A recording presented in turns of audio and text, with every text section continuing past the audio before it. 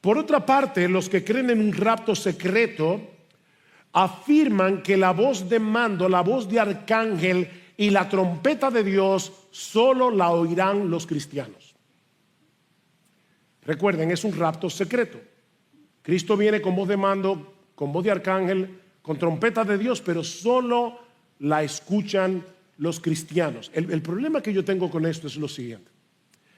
Vamos a suponer por un momento que es así. Mis hermanos, la gente se va a dar cuenta que de repente desaparecieron millones de gente del mundo.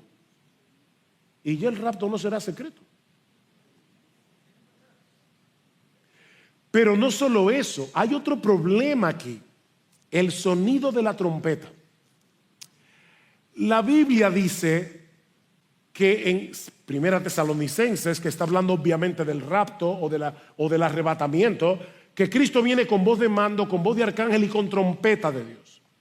Bueno, los que creen en el esquema de dos segundas venidas dicen, bueno, Cristo viene con trompeta en el rapto secreto y luego viene con trompeta otra vez, porque así lo dice la Escritura, cuando venga a juzgar al mundo. Hay un problema con esto. Y es que en 1 Corintios capítulo 15 versículo 52, Pablo dice que en el momento en que los creyentes serán arrebatados, se tocará la final trompeta, no la penúltima. Es la final trompeta. Es la trompeta que anuncia el final. ¿Ven el punto? Porque se tocará la trompeta y los muertos en Cristo serán resucitados incorruptibles y nosotros seremos transformados. Es a la final trompeta. Obviamente hay otros argumentos y contraargumentos acerca de este tema. Pero como les decía al principio, el propósito de Pablo en este pasaje y el mío también en esta mañana era animar a estos hermanos y enseñarles cómo animarse mutuamente, sobre todo en tiempos de duelo y de dolor. Versículo 18, por tanto, confortaos unos a otros con estas palabras. Maranata, Cristo viene. Hay tantas cosas que la gente le dicen a la gente que quieren consolar. No te preocupes que esto pasará. ¿Y cómo tú sabes eso?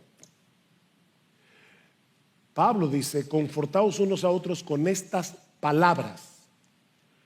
¿Con cuáles palabras? Cuando él dijo anteriormente, os digo esto en palabras del Señor. Así que lo que está diciendo es, no uses tus opiniones para consolar a otro. Usa la palabra. Anímense con la palabra de Dios y sobre todo con esta promesa. Esta palabra es nuestra fuente de consuelo en medio del dolor. Y esta palabra nos asegura que nos reuniremos con Cristo y con todos nuestros hermanos cuando Él regrese en gloria.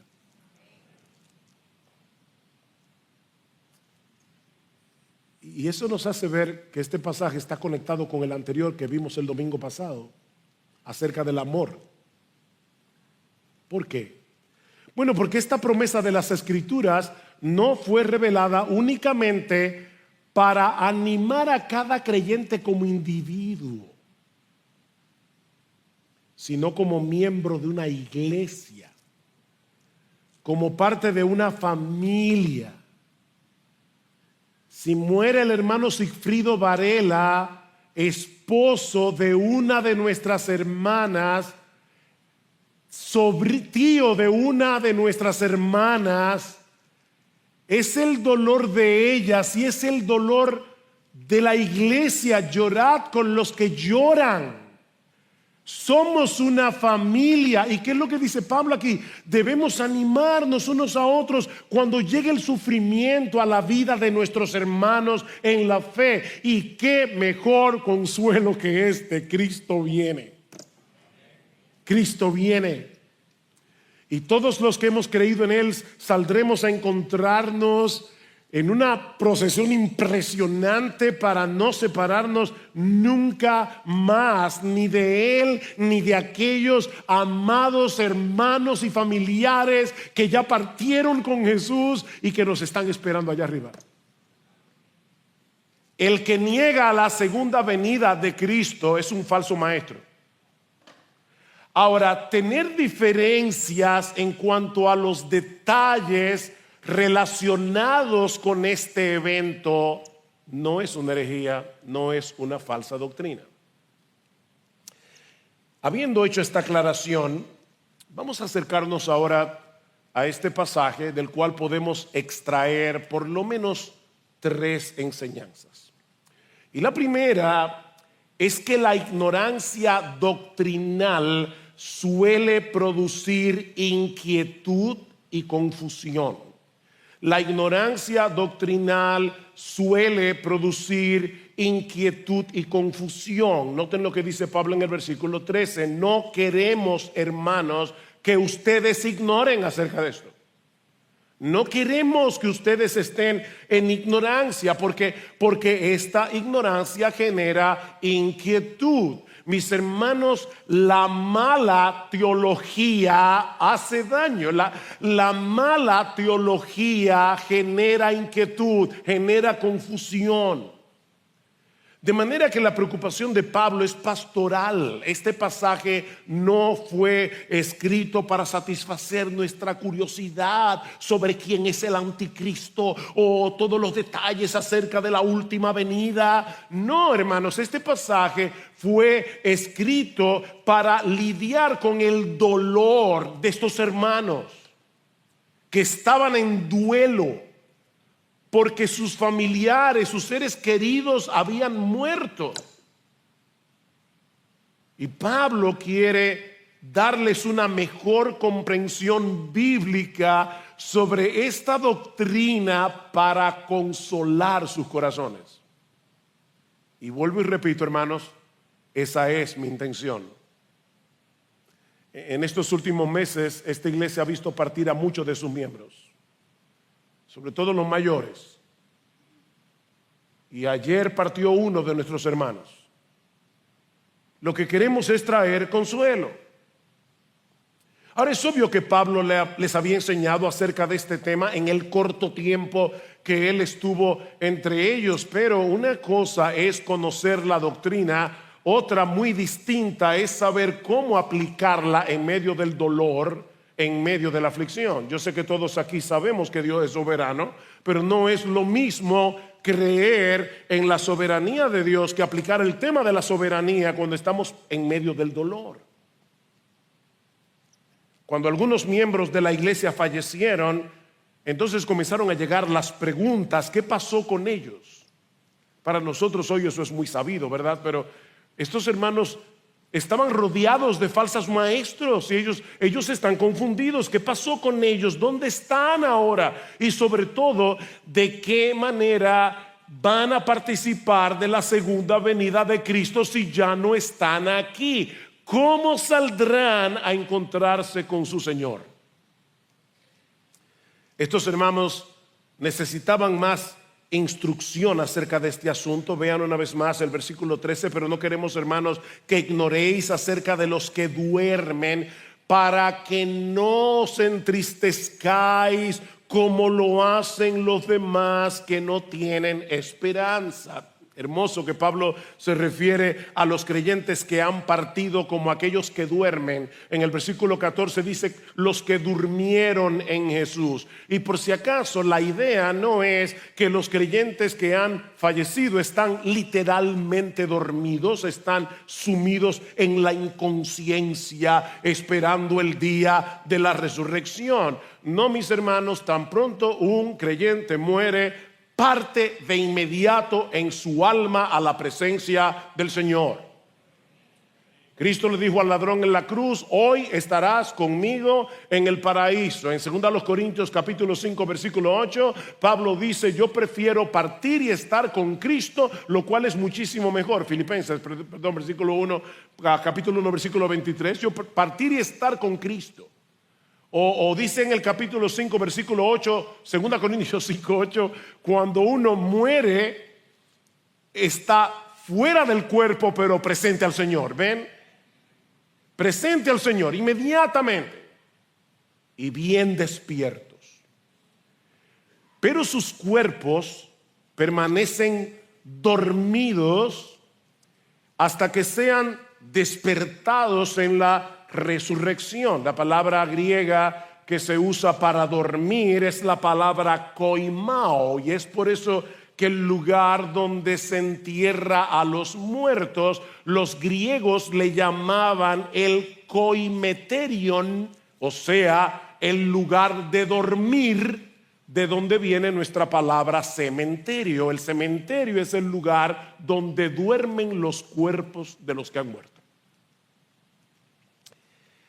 Los cuerpos de aquellos que durmieron en Jesús, es decir, que murieron siendo cristianos, que murieron habiendo estado unidos a Cristo por la fe, dice Pablo, van a ser despertados en la resurrección.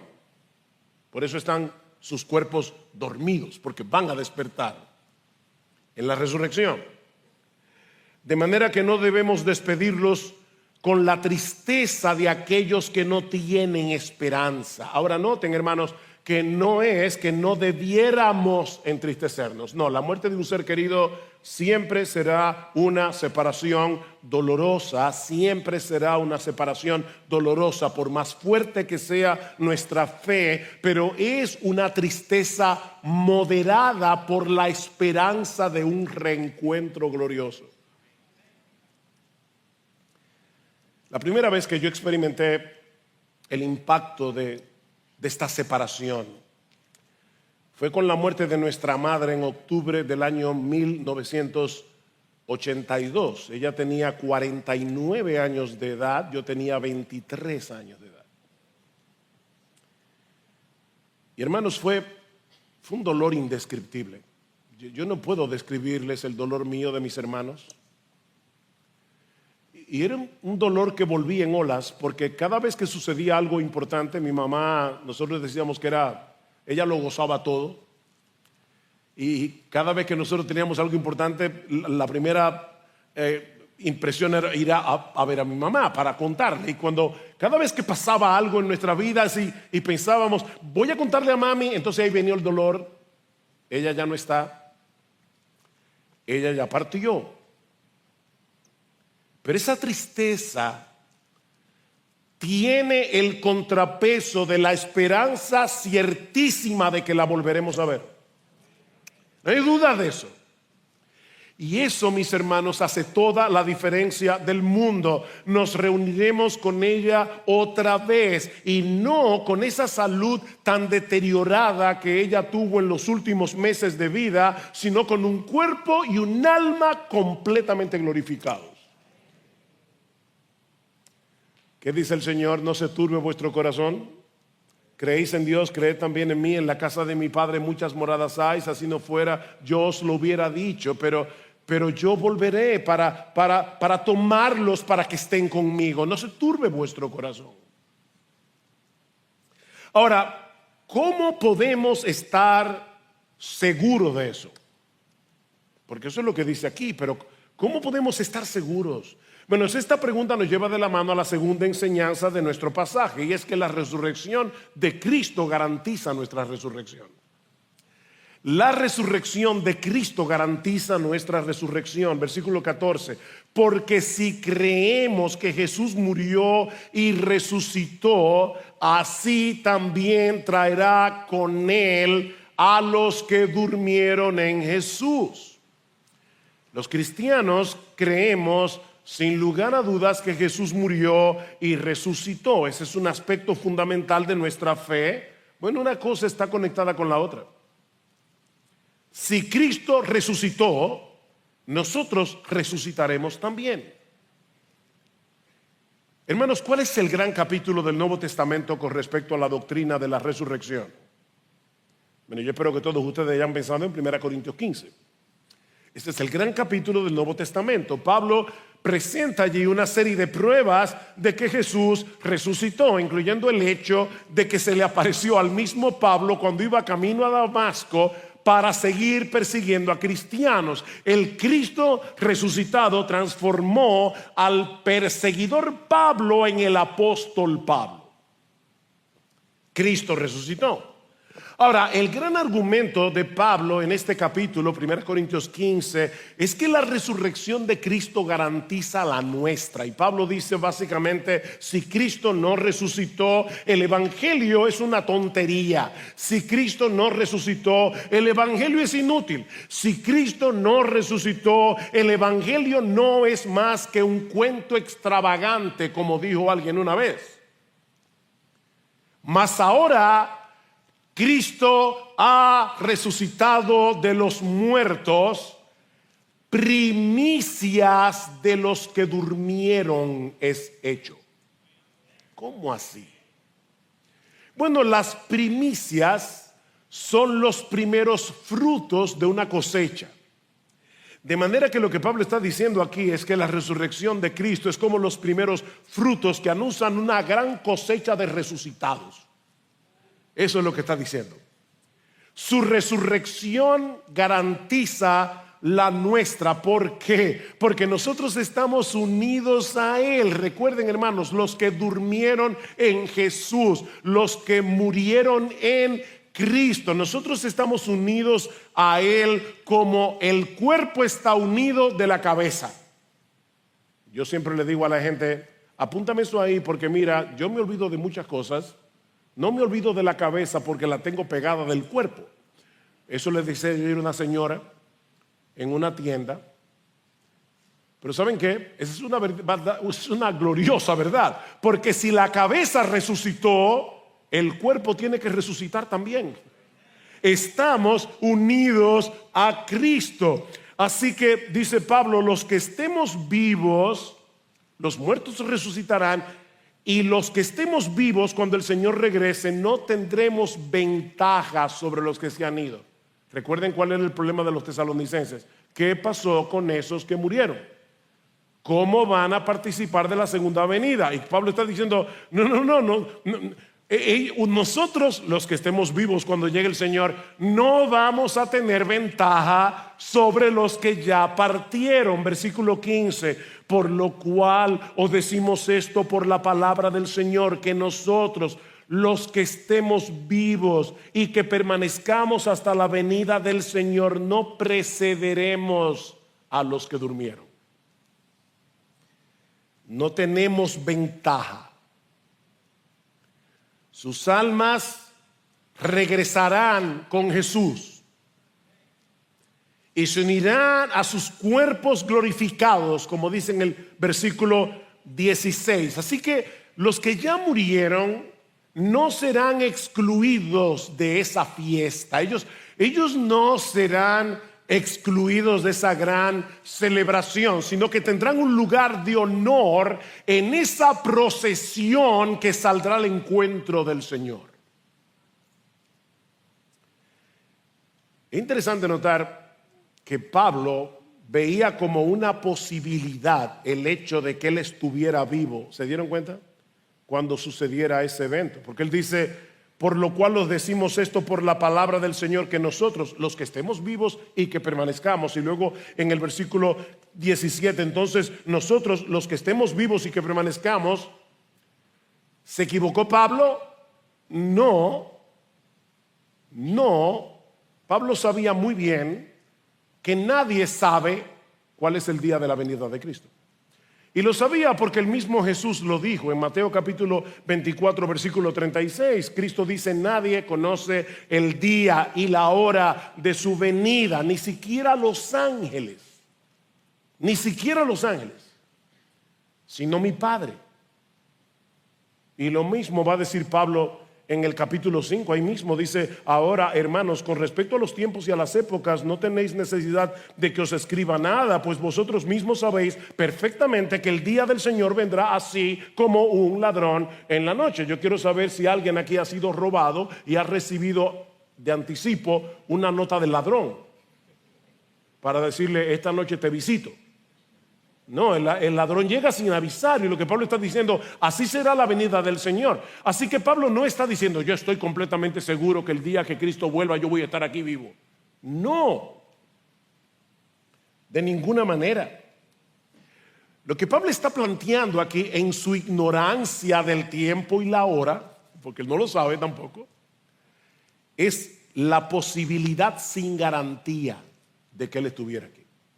Y él está diciendo, bueno, los que estemos aquí, si es que yo estoy aquí. Y lo sabemos porque en otros textos, como 2 Corintios capítulo 4, versículo 14, Pablo dice que los cristianos sabemos que aquel que resucitó al Señor Jesús, a nosotros también nos resucitará. Ahora Pablo se está incluyendo entre los que van a estar muertos cuando llegue el Señor y que van a ser resucitados. Así que él no sabía con certeza si Cristo habría de regresar durante su vida. De hecho, Pablo sabía que algunas cosas tienen que suceder antes de la segunda venida de Cristo. Hermano, déjenme hacerles una pregunta, porque es muy popular que la gente diga Cristo puede venir en cualquier momento. ¿De verdad? Como la Biblia dice que viene como ladrón en la noche, eso no quiere decir en cualquier momento. Eso quiere decir que tú y yo no sabemos cuándo es. No quiero ser irreverente, pero Cristo pudiera venir en los próximos 15 segundos, o en los próximos 10, o en los próximos 5, porque Pablo sabía que no.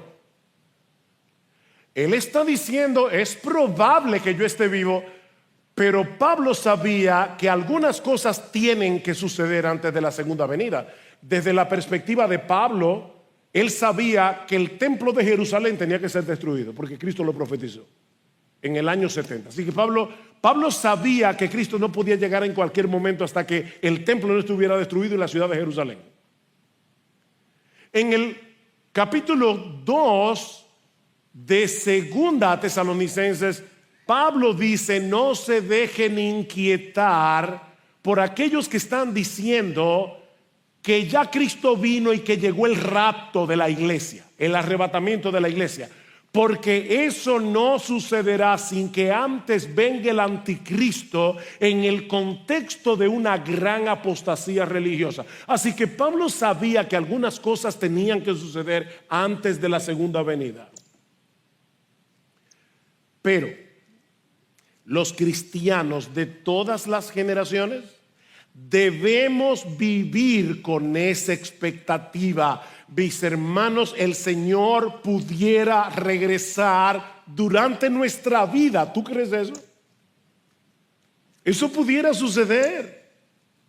Esa es la esperanza bienaventurada del cristiano, como dice Pablo en Tito 2:14. Debemos vivir a la espera de nuestro Señor. ¿Y sabes lo que va a pasar cuando tú vivas a la espera del regreso de tu Señor? Como tú no sabes cuándo es, puede ser antes de que tú te mueras. ¿Tú lo crees? ¿Y qué pasará cuando tú vivas a la luz de esa expectativa? Déjame hacerte una pregunta. Mi hermano, ¿qué pasaría si tú supieras con toda certeza que el presidente de la República, nuestro presidente, va a visitar tu casa antes de las elecciones de mayo? Fíjate, tú no sabes qué día es, pero tú sí sabes que antes de las elecciones el presidente va a tu casa. ¿Cómo te impactará esa noticia? Y yo estoy seguro que tú vas a arreglar algunas cosas. Yo estoy seguro que en tu agenda eso tiene prioridad. Bueno, lo que Pablo está diciendo aquí es que nuestra prioridad, lo que debe afectar nuestra agenda día tras día, es la venida de nuestro Señor. Cristo viene, y eso es más seguro y es más importante, 1000 veces más importante que cualquier presidente visite tu casa mañana. Cristo vuelve. Y nosotros debemos vivir a la espera de su regreso. ¿Saben por qué? Porque la espera del regreso de Cristo produce santidad en el creyente. Dice Primera de Juan capítulo 3 que nosotros sabemos que cuando Él se manifieste seremos semejantes a Él porque le veremos tal como Él es. Y todo aquel que tiene esta esperanza en Él se purifica a sí mismo, así como Él es puro. Eso pudiera suceder durante nuestra vida aquí en la tierra. Ahora, sea que estemos vivos o que estemos muertos, ningún cristiano será excluido de esa fiesta, de esa celebración. Lo que nos lleva a la tercera enseñanza de nuestro pasaje. Y es que en la segunda venida de Cristo, todos los cristianos de todas las épocas, saldremos a encontrarnos con Él para estar para siempre con Él. ¿Qué dice el versículo 16? Pues el Señor mismo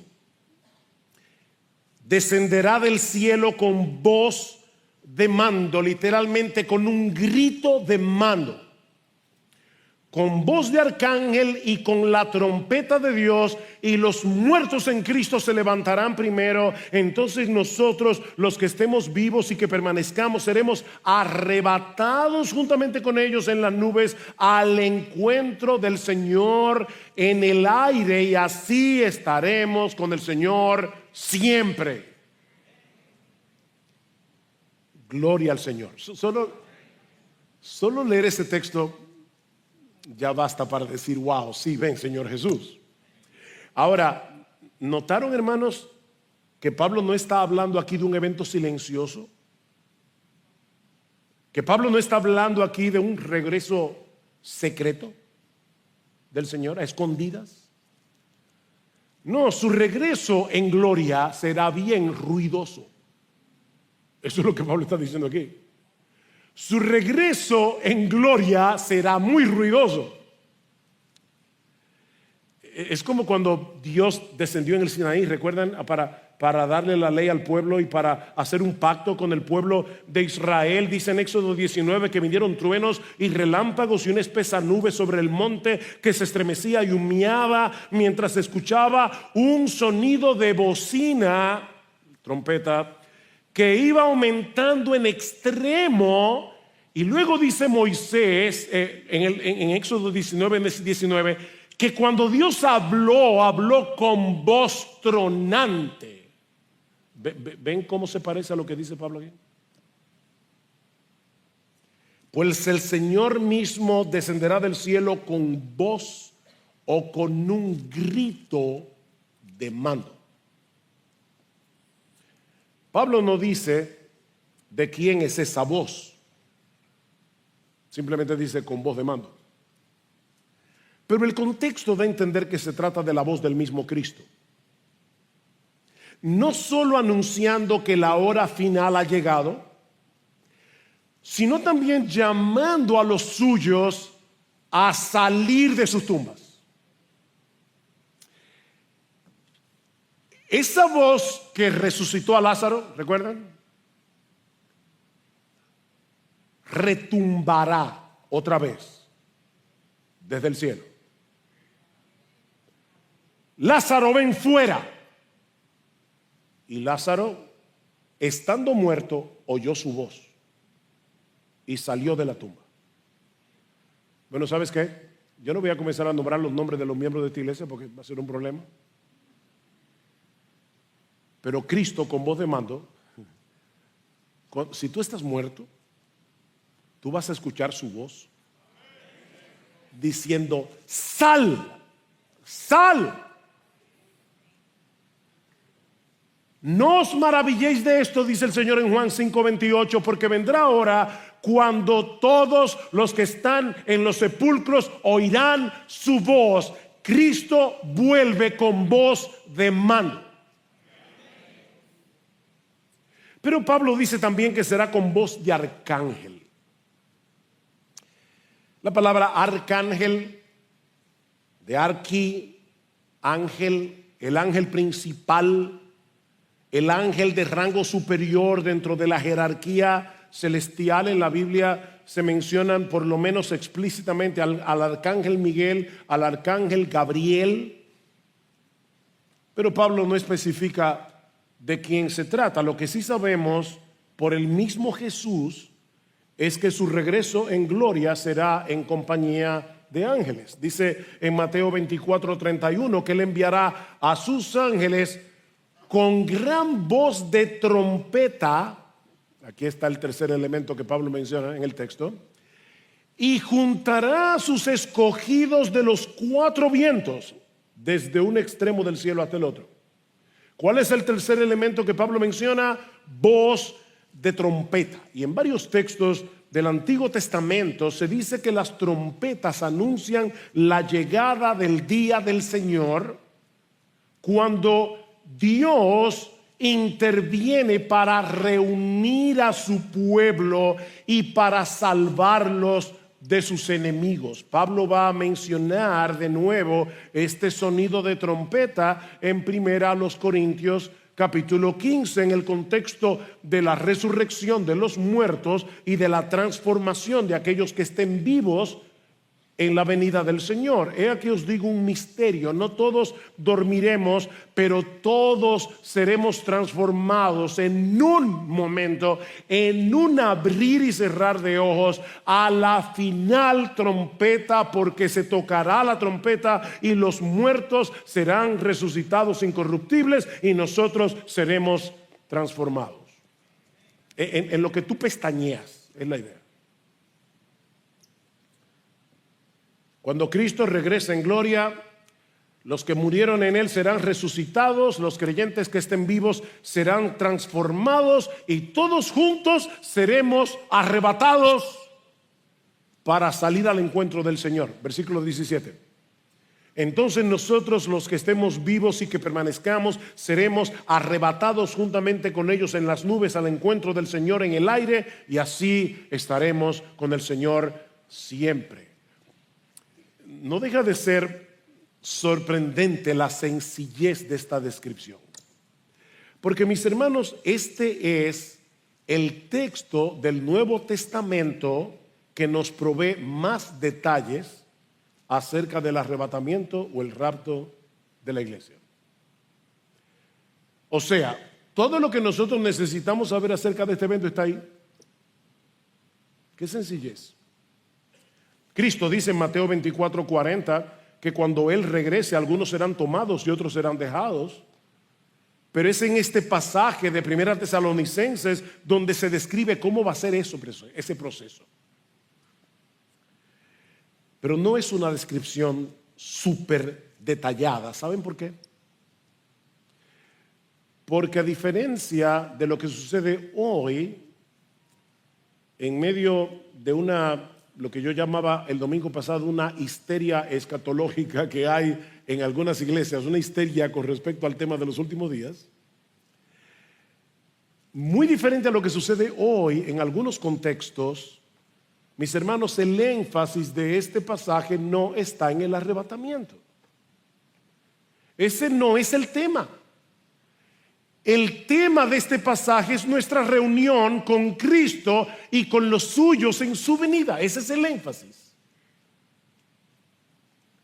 Mis hermanos, la profecía bíblica no tiene el propósito de satisfacer nuestra curiosidad por el futuro. La profecía bíblica no tiene el propósito de que tú leas la Biblia como si la Biblia fuera el periódico de hoy o de ayer o de mañana, escrito hace 1000 años.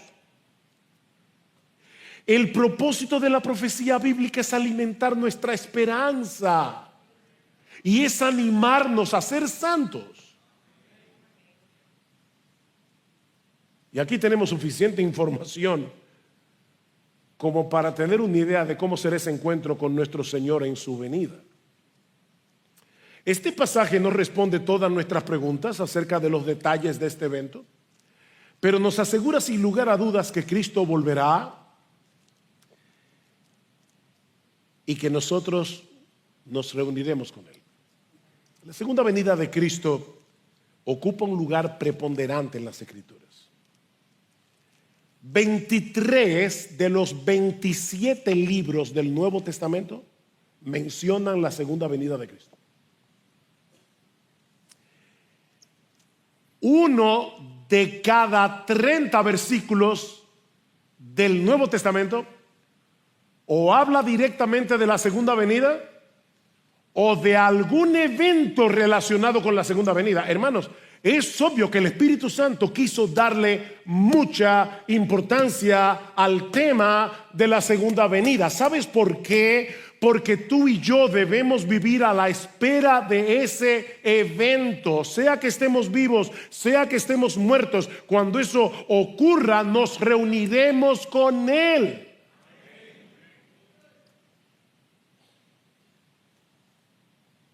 Los muertos serán resucitados, los vivos serán arrebatados. La palabra latina de arrebatamiento es rapere y de ahí sale el rapto. Pero si vamos a usar el texto de Tesalonicenses, es el arrebatamiento. ¿Y qué enseña este texto acerca del arrebatamiento? Lo poco que dice. Bueno, en primer lugar, que será un evento repentino.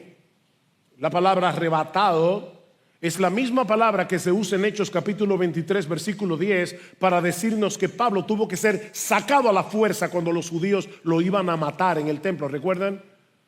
Seremos sacados de aquí. ¿Qué dice Pablo en 1 Corintios 15, 52? Que será en un momento, en un abrir y cerrar de ojos. En segundo lugar, Pablo nos dice también que nos encontraremos con Cristo en las nubes, en el aire. Cristo volverá con las nubes del cielo. Y esto es muy significativo porque las nubes siempre están presentes cuando el Señor viene a encontrarse con su pueblo, siempre.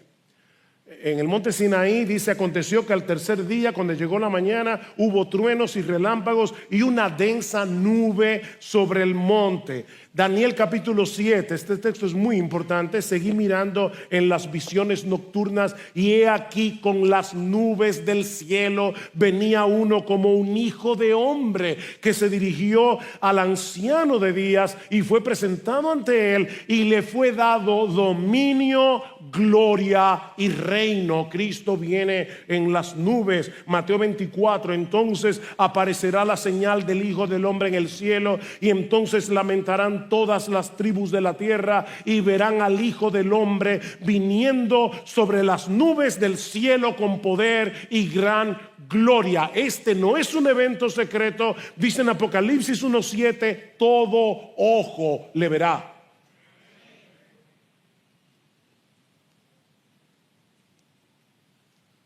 En Hechos 1, 9 al 11, cuando Jesús asciende a los cielos delante de los azorados discípulos, Lucas dice que a Cristo le recibió una nube que le ocultó de sus ojos. Y en ese momento aparecen dos ángeles que le dicen a los discípulos: varones galileos, ¿por qué estáis mirando al cielo? Este mismo Jesús que ha sido tomado de vosotros al cielo, así vendrá en esas mismas nubes que lo llevaron, como le habéis visto ir al cielo. Cristo viene con las nubes del cielo para encontrarse con nosotros en el aire. Dice el texto: seremos arrebatados juntamente con ellos en las nubes al encuentro del Señor. Ahora, esta palabra es importante, es la palabra griega apantesis, y esta palabra significa salir al encuentro de alguien importante para darle la bienvenida fuera de la ciudad y regresar con él a la ciudad. De hecho, aparte de aquí, solamente aparece 2 veces en el Nuevo Testamento, 2 veces. En la parábola de las vírgenes, que eran en esa época las damas de honor de la novia, pero a cambio de ahora que las damas de honor acompañan a la novia, en la época de Jesús acompañaban al novio para llegar al lugar donde se iba a celebrar la boda. Y dice que esas vírgenes salieron al encuentro del novio. Ahí está la palabra pantesis. No para quedarse en la calle, obviamente, sino para llegar a la boda con el novio. Es la misma palabra que se usa en Hechos 28:15, cuando dice que Lucas y Pablo llegan a Roma y dice que los hermanos salieron a recibirlos, a pantesis, para entrar con ellos en la ciudad de Roma. De manera, mis hermanos, que el cuadro que Pablo nos está presentando aquí es el de todos los ciudadanos del cielo, nosotros los cristianos, vivos y muertos, o mejor dicho, ya resucitados los muertos, saliendo a recibir al legítimo rey del universo que viene a tomar posesión de su trono para venir a reinar con los suyos. Eso es lo que Pablo está mostrando aquí. Ahora, Pablo no dice si subiremos al cielo o si bajaremos a la tierra. ¿Se dieron cuenta? Dice alguien, Pablo nos deja en vilo, nos deja literalmente en el aire. O sea, lo que dice es que saldremos a encontrarnos con el Señor en el aire. ¿Y qué pasa a partir de ahí? Hermanos, es que ese es el punto. No importa lo que va a pasar a partir de ahí. Lo que importa es que así estaremos para siempre con el Señor. ¿Se dan cuenta, mis hermanos, cuál es el énfasis de Pablo? Obviamente no nos vamos a quedar flotando en el aire.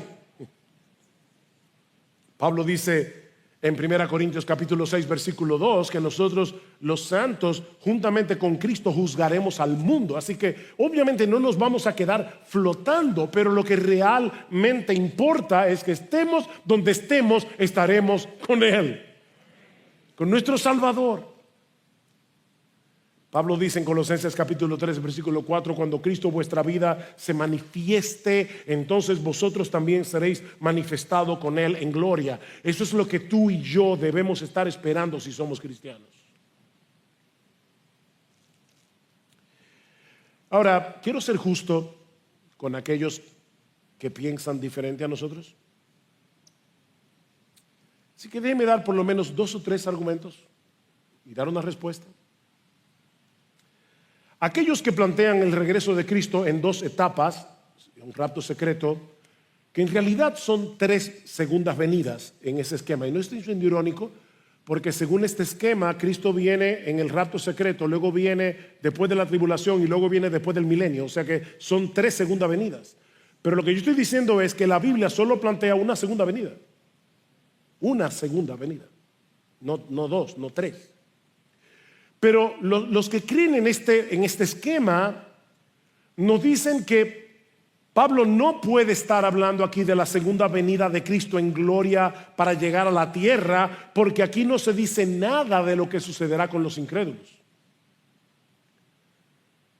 Bueno, no dice nada porque esa no era la inquietud de los tesalonicenses. Esa no era su preocupación. Pablo no tenía por qué hablar de ese tema en ese contexto, porque él está tratando de consolar a hermanos que estaban en duelo. De todos modos, Pablo sí habla de este tema en el capítulo siguiente. En el capítulo 5, versículo 2 dice, pues vosotros mismos sabéis perfectamente que el día del Señor vendrá así como un ladrón en la noche, que cuando estén diciendo paz y seguridad, entonces la destrucción vendrá sobre ellos repentinamente como dolores de parto a una mujer que está encinta y no escaparán. Así que Pablo sí habla de los impíos, pero no en el pasaje que estamos estudiando. Luego lo va a mencionar otra vez en la segunda carta, en el capítulo 1, y es importante que ustedes lean conmigo este texto, segundo a los Tesalonicenses, capítulo 1, versículo 6, porque después de todo es justo delante de Dios retribuir con aflicción a los que os afligen y daros alivio a vosotros que sois afligidos, y también a nosotros cuando el Señor Jesús sea revelado desde el cielo con sus poderosos ángeles en llama de fuego, dando retribución a los que no conocen a Dios y a los que no obedecen al evangelio de nuestro Señor Jesucristo. Estos sufrirán el castigo de eterna destrucción, excluidos de la presencia del Señor y de la gloria de su poder cuando Él venga para ser glorificado en sus santos en aquel día y para ser admirado entre todos los que han creído. Ven, hermanos, es una sola segunda venida que va a traer bendición a los cristianos, perdición a los incrédulos. De paso, mi amigo, si tú no eres creyente, si tú no has creído en Cristo, la segunda venida del Señor no es una bendición para ti. Ven a Cristo hoy cuando todavía tienes tiempo de arrepentirte. Ven a Cristo hoy cuando todavía tienes tiempo de arreglar tus cuentas con Él. Y recuerdo que le decía al médico: mire, doctor, si yo pudiera tomarme una pastilla para que el dolor de mi hija se traspase a mi cuerpo, yo me lo tomaría sin dudar. Sin dudar. Mis hermanos, Jairo hizo lo que cualquier padre hubiera hecho en su situación. Los padres somos capaces de hacer lo que sea por amor a nuestros hijos. Jairo sabía que no tenía mucho tiempo para estarse preocupando por guardar el protocolo de una persona de su rango. Él iba a hacer todo lo que estuviera a su alcance para salvar a la niña, aunque eso le costara su reputación, aunque eso le costara muchas amistades.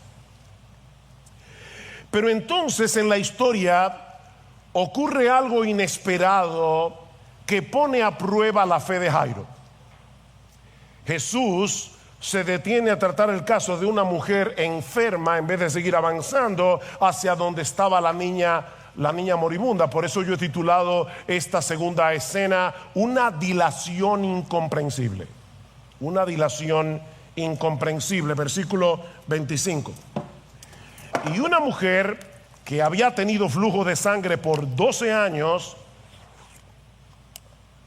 y había sufrido mucho a mano de muchos médicos y había gastado todo lo que tenía sin provecho alguno, sino que al contrario había empeorado, cuando oyó hablar de Jesús, se llegó a él por detrás entre la multitud y tocó su manto. Definitivamente la providencia de Dios es tan extraña en ocasiones. Mis hermanos, ¿qué edad era la que tenía la hija de Jairo? A ver si estaban despiertos. 12 años. ¿Cuánto tiempo tenía esta mujer padeciendo con el flujo de sangre? 12 años. Así que es muy probable que en el mismo año en que esta mujer enfermó nació la hija de Jairo. Y las dos historias se fueron desarrollando por separado la una de la otra hasta que las dos se toparon con Jesús y quedaron unidas para siempre. Dios había orquestado las cosas para que la enfermedad de esta mujer, que había empezado hacía 12 años, pusiera a prueba la fe de Jairo. Esta mujer no solo tenía un serio problema de salud, sino también social y religioso, porque cuando una mujer tenía la menstruación, quedaba ceremonialmente impura por 7 días según la ley del Antiguo Testamento. Ahora, yo debo aclarar que una impureza ceremonial no implicaba nada pecaminoso, no era un problema moral, pero sí le impedía a la persona afectada participar de la adoración o acercarse al santuario, y todo el que tocara a esa persona quedaba ceremonialmente impura también. De manera que esta mujer llevaba 12 años sin la posibilidad de tener una vida normal. 12 años. Aparte de la debilidad que seguramente padecía por la constante pérdida de sangre, muy probablemente esta mujer había tenido que sufrir vergüenza, soledad. ¿Quién sabe si algunos en el barrio cuchicheaban contra ella diciendo algún pecado cometió para que Dios la castigara de esa manera? Mis hermanos, todo eso se suele mezclar en medio de la prueba. Y para colmo de males, ella había gastado todos sus recursos yendo de un médico a otro. Yo me puedo imaginar perfectamente, acaba de llegar un individuo a Capernaum, que eso es lo último de... Él es el médico chino y la muchacha iba ahí, gastaba su dinero, nada de nada. Dice Marcos que más bien le iba peor y peor y peor. Esta mujer había perdido toda esperanza, hasta que de repente se entera que Jesús ha vuelto a Capernaum.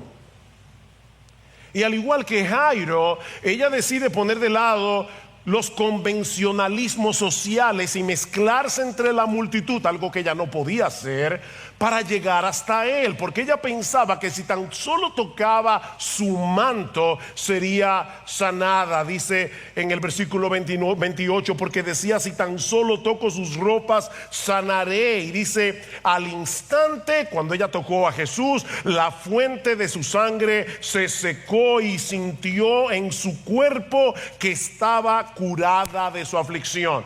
Tan pronto esta mujer tocó a Jesús, su hemorragia se detuvo. Lo que los médicos no habían podido hacer en 12 años, Jesús lo hizo en un segundo y completamente gratis. Ahora ella sabe que lo que acaba de hacer era muy problemático en esa cultura, porque muchos ya veían a Jesús como un rabino, y era una ofensa horrible que una mujer en esa condición tocara a un maestro como Jesús. Así que ella intenta pasar desapercibida, pero entonces ocurre algo bien extraño. Y aquí, hermanos, es donde Dios desafía nuestra lógica. No olviden que ellos van camino a la casa de Jairo, que hay una niña que se está muriendo. Si había algo obvio en ese momento, es que no había tiempo que perder. Pero en vez de apurarse, Jesús detiene a toda la multitud y pregunta quién lo tocó. Versículo 30. Y enseguida Jesús, dándose cuenta de que había salido poder de él, volviéndose entre la gente, dijo: ¿quién ha tocado mi ropa? Y sus discípulos le dijeron: ¿ves que la multitud te oprimes y dices quién me ha tocado? Ese es el equivalente en español a ¿en serio? Hermanos, acuérdense que los discípulos tenían su carácter y a veces hasta se molestaban con Jesús. Y yo imagino que estarían pensando en, por lo menos si fuera yo, pero, y esto ahora, o sea, ¿cómo que quién me ha tocado? Pero él miraba a su alrededor para ver a la mujer que le había tocado. ¿Se dan cuenta, hermanos, que Cristo no está diciendo quién me ha tocado porque él no sabía quién era? No, él sabía perfectamente lo que estaba pasando aquí, y él estaba buscando a esa mujer. Parece absurdo, con muchísima gente oprimiendo, lo que Jesús haga una pregunta como esta, pero él quiere que todo el mundo sepa lo que sucedió con esa mujer. Él quiere. Versículo 33. Entonces la mujer, temerosa y temblando, dándose cuenta de lo que le había sucedido, vino y se postró delante de él y le dijo toda la verdad. Y Jesús le dijo: hija, tu fe te ha sanado, vete en paz y queda sana de tu aflicción. Hay al menos 3 detalles aquí a los que yo quiero llamar la atención de ustedes por un momento. La primera es que el Señor está aprovechando esta ocasión para darle una instrucción teológica a esta mujer. Recuerden que ella creía que por tocar el manto de Jesús podía sanarse, pero ahora Jesús le hace ver que su ropa no tiene ningún poder. Su ropa no tuvo nada que ver con el milagro. Tu fe fue por medio de la fe que Nada, no por causa de la ropa. Mis hermanos, la ropa de Jesús no tenía ningún poder. De hecho, ni siquiera la fe tiene poder para hacer absolutamente nada. Yo escucho a la gente que dice, la fe mueve montañas. No, la fe no mueve ni una hormiga. La fe no hace nada. La fe no mueve montañas. Mueve la montaña es Cristo por medio de la fe.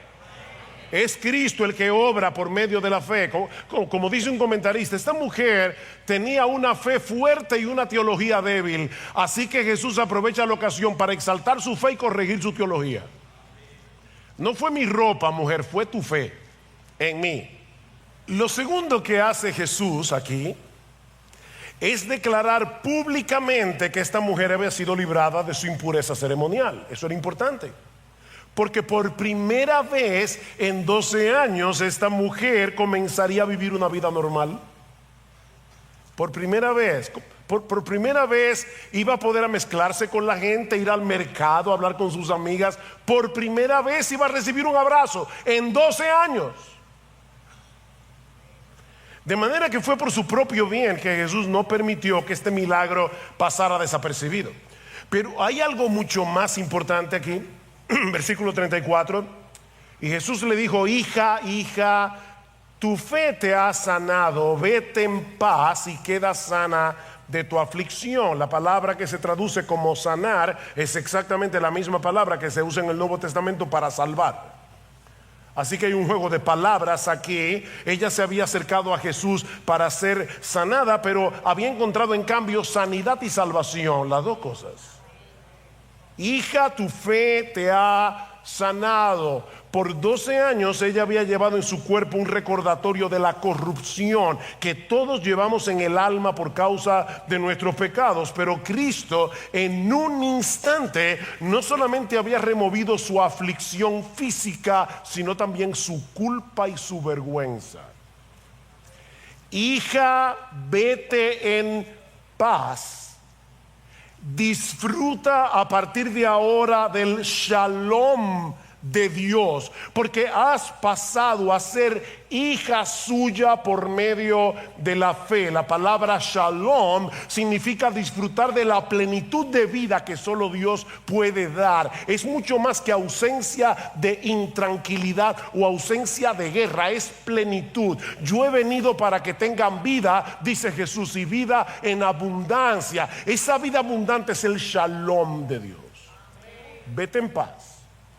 Comienza a disfrutar de ese shalom. Ahora, de nuevo, hermanos, imagínense la irritación de los apóstoles y la angustia de Jairo, que ven aumento cada segundo. Su niña se está muriendo. La multitud que rodea a Jesús no lo deja avanzar más rápido, y ahora él decide detener la marcha para ponerse a conversar con esta mujer. Mis hermanos, lo que Jesús está haciendo aquí no solo parece irracional, humanamente hablando, parece irresponsable. ¿Qué pasaría si llegan al mismo tiempo a un hospital, a la emergencia, una niña adolescente que se está muriendo y una mujer con una enfermedad crónica pero no mortal? ¿A cuál de las dos debería tratar el médico de turno? La respuesta es obvia. Si este médico decide atender primero a la mujer, los padres de la niña pudieran demandarlo por negligencia médica. Pero eso fue precisamente lo que hizo Jesús.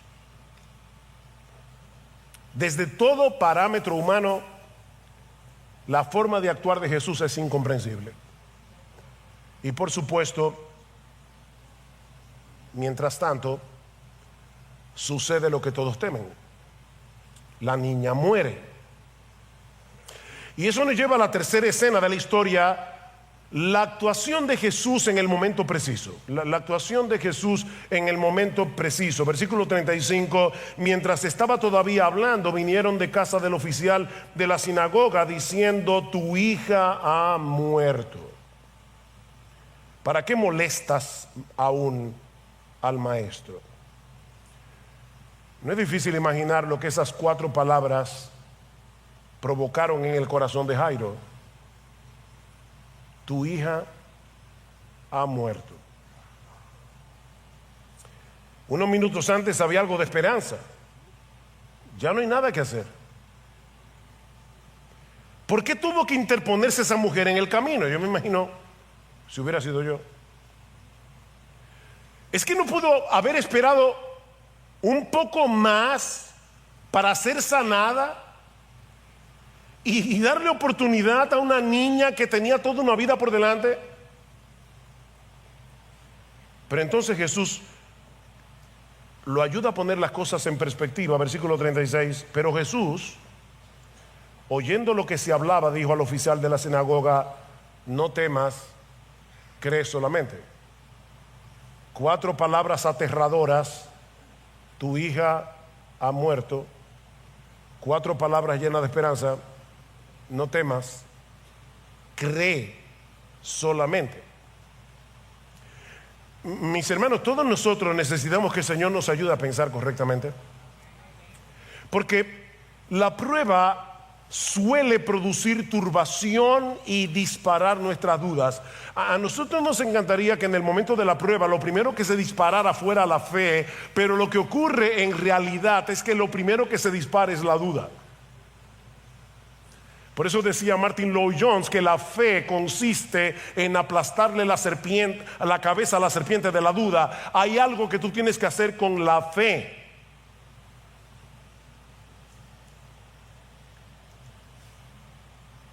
Hasta que entendemos que Jesús es confiable.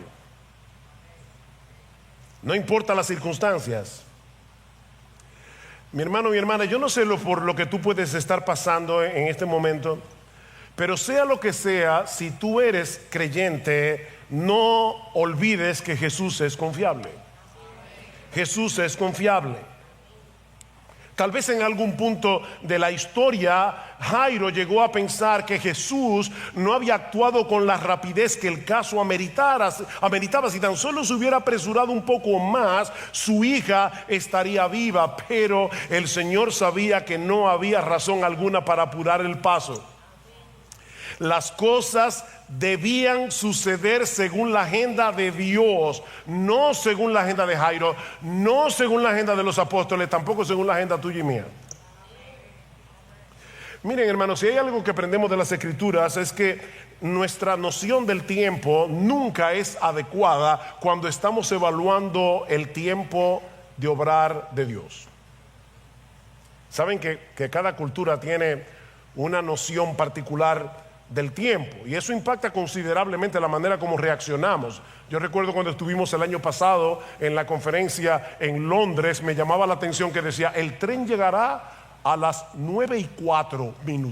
Y no puede ser a las 9 redondo, no, a las 9:04. Y yo me quedaba con el reloj 4, ¡pam!, llegaba el tren. Los ingleses son increíbles. Ahora imagínense una boda entre un inglés y una dominicana.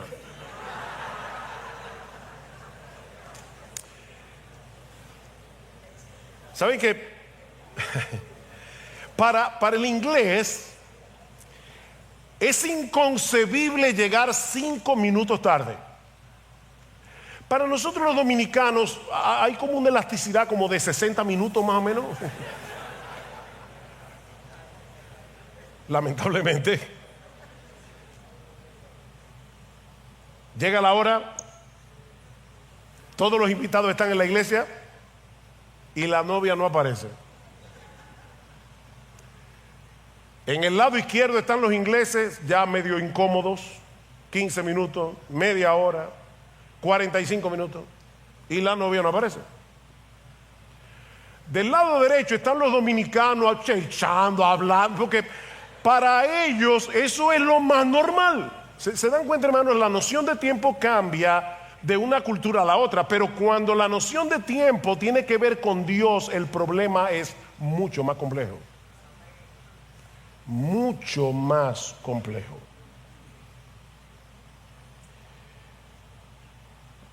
Abraham, yo te voy a dar un hijo, Génesis 12. ¿Cuándo? En 25 años. y tu pueblo va a ser, Génesis 15, esclavo en esta tierra, pero no te preocupes, yo lo voy a libertar y lo voy a traer de nuevo aquí. ¿Cuándo? No dentro de 400 años.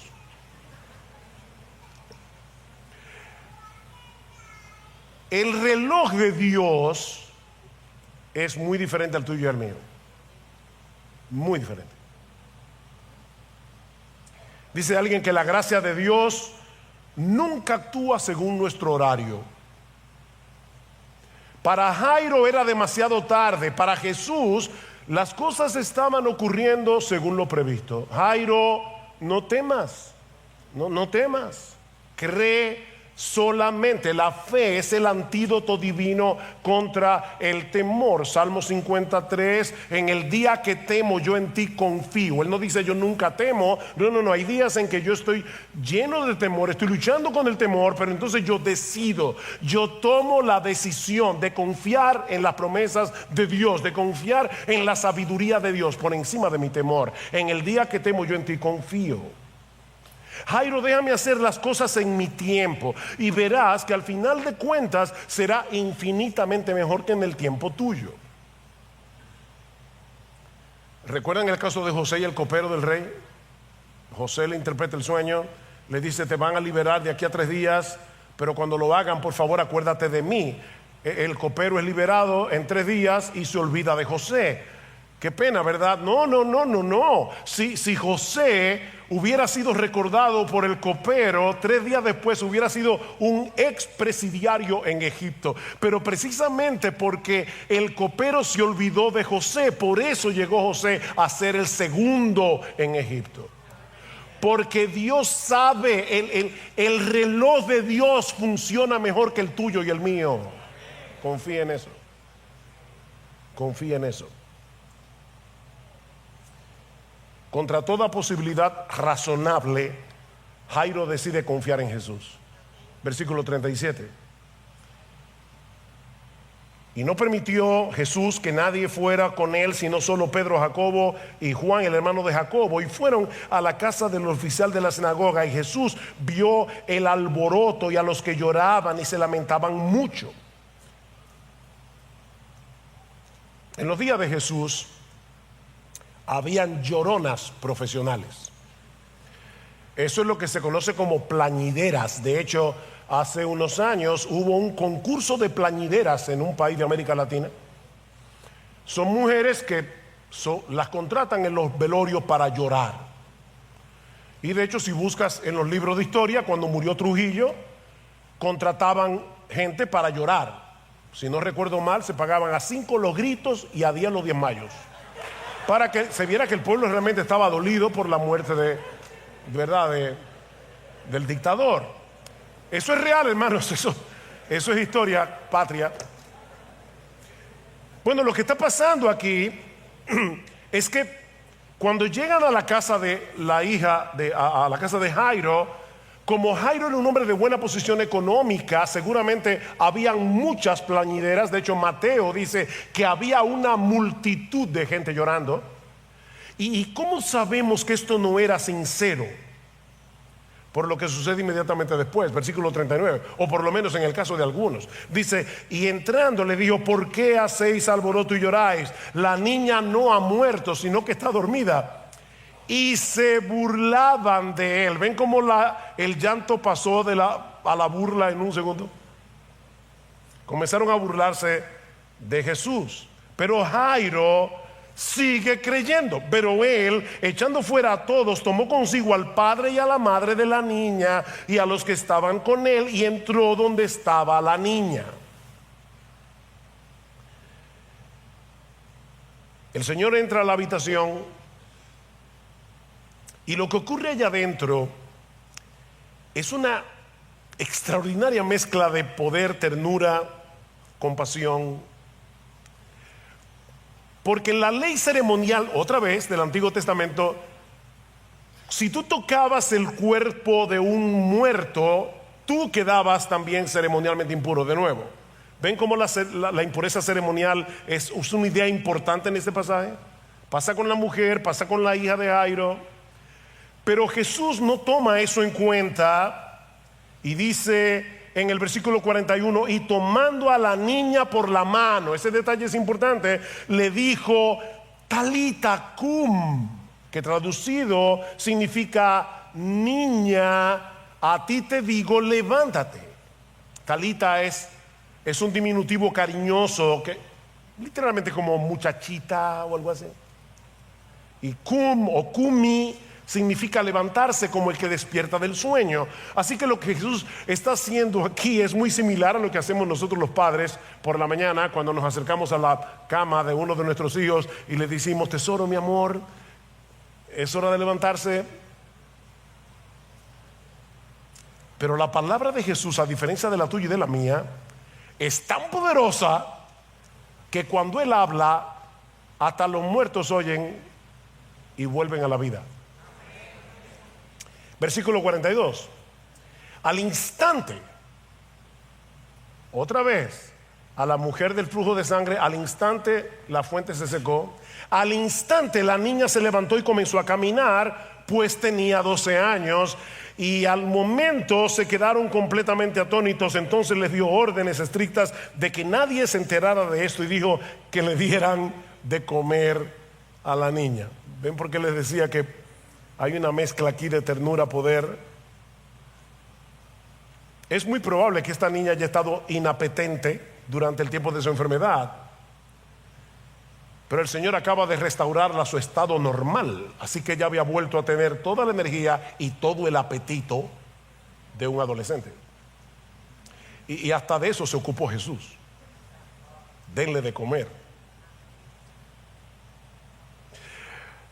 Ahora, mis hermanos, esta es la historia, pero más allá de la compasión, el poder que Cristo mostró tanto a la mujer con el flujo de sangre como a la hija de Jairo, yo quiero ahora que veamos un poco más profundo, porque en cierto modo estos dos milagros son una representación visible del Evangelio. Jesús tuvo que entrar en contacto con nuestras impurezas para que por medio de Él seamos purificados. Cuando la mujer con flujo de sangre tocó a Jesús, en vez de hacerlo a Él ceremonialmente impuro, lo que sucedió en realidad fue que su impureza quedó completamente eliminada. Y lo mismo sucedió con la hija de Jairo. En vez de contaminarse al tocar su cuerpo muerto, el toque de su mano hizo que la niña volviera a la vida. ¿Saben que en cierto modo todos los seres humanos por naturaleza padecemos los mismos problemas que los personajes de esta historia? Porque espiritualmente hablando estamos muertos y somos inmundos, impuros, por causa de nuestros pecados. Y así como la hija de Jairo no podía resucitarse a sí misma, y la mujer con flujo de sangre no podía sanarse y purificarse, mi amigo que estás aquí en esta mañana, no hay absolutamente nada que nosotros podamos hacer por nosotros mismos para resolver nuestros problemas delante de Dios. Dos problemas: somos impuros, estamos muertos. La buena noticia del Evangelio es que el Hijo de Dios se hizo hombre para mezclarse con nuestras impurezas sin ser contaminado por ellas, y luego morir en una cruz como si el pecador fuera Él, y así librarnos de nuestros pecados, de la vergüenza y de la culpa. Al que no conoció pecado, por nosotros a Él Dios lo hizo pecado, para que nosotros fuésemos hechos justicia de Dios en Él. Impresionante. Déjame hacerte una pregunta, mi amigo. ¿En qué cosas tienes puesta tu esperanza para cuando te toque partir de este mundo? Porque si no es en Cristo y en su justicia, en su muerte en la cruz, tu confianza es una ilusión. Tu confianza es una ilusión. Porque solo Cristo salva, y Él solo salva por medio de la fe. Solo Cristo salva, y Él solo salva por medio de la fe. En ningún otro hay salvación, porque no hay otro nombre bajo el cielo, no hay otro nombre bajo el cielo dado a los hombres en el cual podamos ser salvos. Hechos 4:12, solo en el nombre de Jesús. Hay un solo Dios, hay un solo mediador entre Dios y los hombres, y es Jesucristo hombre. Yo soy el camino, dice Jesús, yo soy el camino, la verdad y la vida. Nadie viene al Padre sino por mí. Solo Cristo salva, y Él solo salva por medio de la fe.